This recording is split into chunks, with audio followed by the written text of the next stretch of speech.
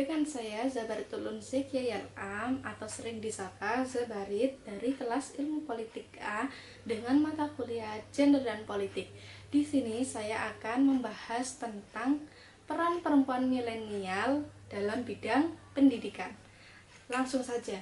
Perempuan merupakan aset kekuatan bagi negara, di mana perempuan bisa berperan dari lebih dari satu ranah, yaitu perempuan bisa ikut serta dalam mengisi pos-pos pemerintahan dengan tidak melupakan tugasnya sebagai seorang anak, pemuda, istri, ataupun tugasnya sebagai ibu. Seorang perempuan sendiri adalah seorang yang penuh dengan kasih sayang, lemah lembut, cerdas, penyabar, berjiwa keibuan, serta mau bekerja keras tentunya. Nah, itulah mengapa seorang perempuan mempunyai peranan yang besar dalam menghadapi era milenial atau era kekinian saat ini. Dalam mengisi era ini tidak cukup hanya mengandalkan peran seorang laki-laki. Memerdekakan diri, membangun bangsa, membangun ranah publik dengan tantangan modernitas merupakan hal dasar bagi perempuan untuk mengisi kemerdekaan. Bagaimana seorang perempuan bisa berperan di karirnya, mengisi pos-pos pemerintahan, serta menjadi seorang kakak, istri, ataupun seorang ibu yang kelak akan mendidik generasinya. Pendidikan merupakan suatu hal yang sangat penting bagi masyarakat agar jauh dari kebodohan. Pendidikan juga dapat dikatakan sebagai suatu alat perubahan yang strategis untuk memperbaiki nasib kaum perempuan, karena pada proses memperoleh pendidikan mempunyai peranan yang sangat besar dalam mencapai suatu tujuan. Tapi kenyataannya hal itu sangat tidak berlaku bagi kaum perempuan. Nah, masih saja kan sering kita temui ada saja perempuan yang tidak diberikan kesempatan maupun perhatian untuk bisa mengenyam pendidikan. Seringkali dan bukan suatu hal lagi yang asing bagi mereka, bagi kita tentunya. Kita sering mendengar kalimat perempuan itu tidak perlu berpendidikan tinggi karena mereka nantinya hanya berkutat di dapur saja, yang identik dengan 3M, masak, manak, maca. Begitulah pandangan masyarakat yang terus melekat hingga kini, bahwa perempuan itu tidak wajib untuk mengenyam pendidikan formal. Tentunya itu sangat salah besar. Ada yang bilang perempuan itu tidak wajib mengenyam pendidikan tinggi seperti halnya laki-laki.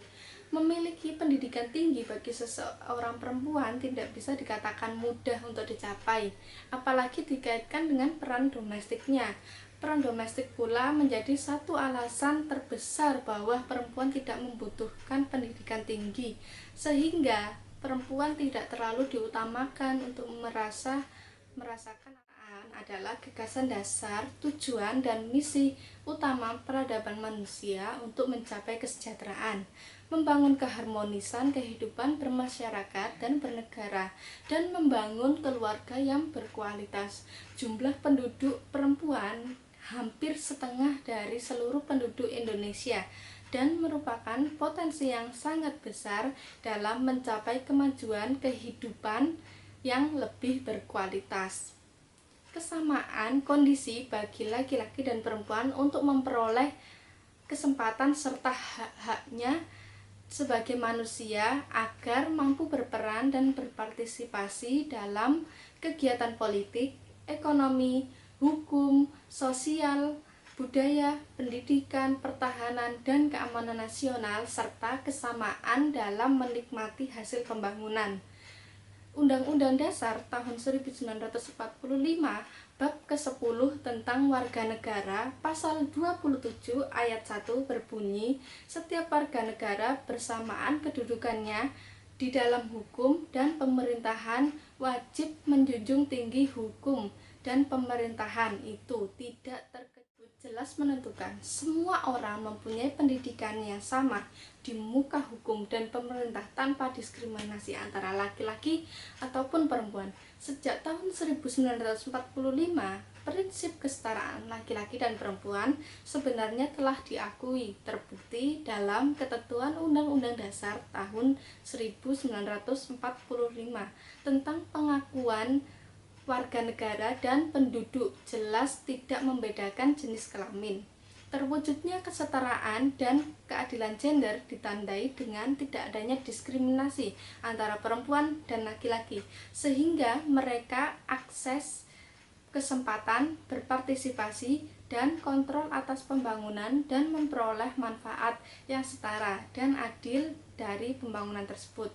Secara historis telah terjadi dominasi antara peran laki-laki dalam segala lapisan masyarakat. Perempuan ini dianggap lebih rendah daripada laki-laki.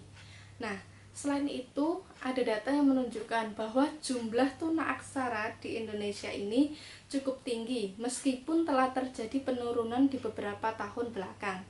Pada tahun 2005, tunaaksara di Indonesia mencapai 9,55%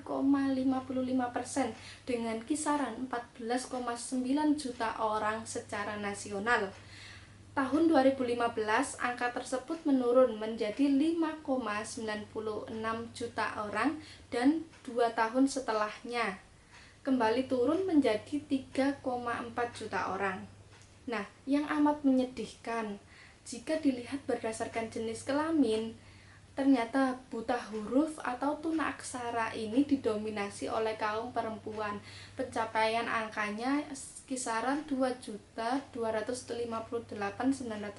orang, sedangkan laki-laki mencapai kisaran 1.157.703 orang. Sumbernya dari BPS dan merupakan salah satu alasan penting untuk memajukan suatu bangsa agar terhindar dari perdagangan manusia, di mana perempuan rentan terhadap perdagangan karena ketika mereka miskin nih dan tidak berpendidikan. Memperbaiki tingkat pendidikan bagi perempuan juga termasuk cara agar keterwakilan perempuan dalam panggung politik semakin meningkat, sehingga bisa mengakomodasi suatu mengenyam pendidikan yang sama dengan laki-laki pada dunia pendidikan, politik, bisnis, ekonomi, atau ruang publik lainnya, maka nantinya perempuan akan turut serta dalam perbaikan bangsa ke depan. Nah, sebuah keharusan pula untuk perempuan agar dapat berpendidikan tinggi, sebab kaum perempuan akan memiliki pengaruh dan tugas yang besar sebagai ibu sekaligus pendidik bagi anak-anaknya kelak. Bayangkan, karena ibu yang cerdas melahirkan anak yang cerdas pula. Pendidikan tinggi yang dimaksud bukan hanya sekedar pendidikan formal yang diperoleh melalui bangku sekolah ataupun bagaimana perempuan mempunyai pengetahuan yang luas dan berusaha meraih pendidikan yang lebih baik. Namun terlepas itu semua, perempuan tidak lantas memilih salah satu di antara peranannya, memilih ruang domestik atau ruang publik.